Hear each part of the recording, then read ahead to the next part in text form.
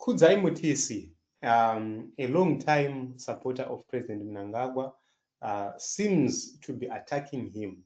And his faction, the Mnangagwa faction, is in trouble. Kudzai says Geza was bathed and given political oxygen by the 2030ists.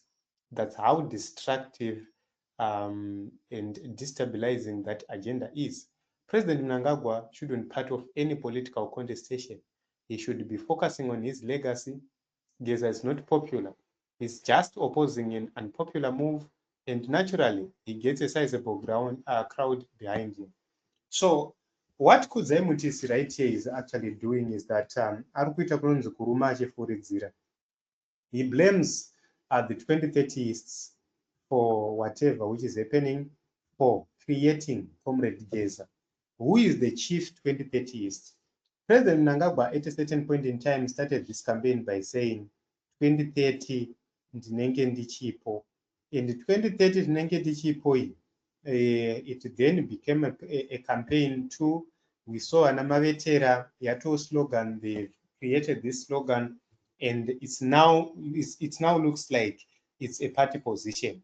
So whatever which is started from there, it was created by Emerson.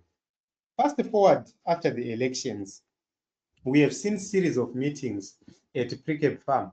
So these meetings, they involve military officers who were invited there.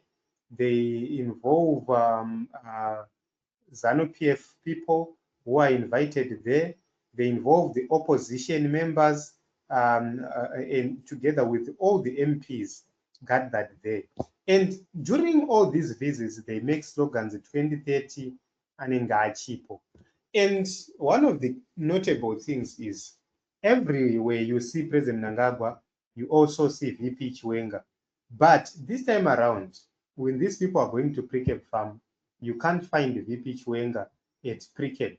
And people would ask the questions, why is VP Chiwenga not going to Precap? It's because the agenda there is to push and make sure that they forward the 2030 agenda. So what is next is the creation of people like Tungwarara, is the creation of people like Chivayo, is the creation of bogus people who have become more powerful within ZANU-PF structures, despite them being of low ranks.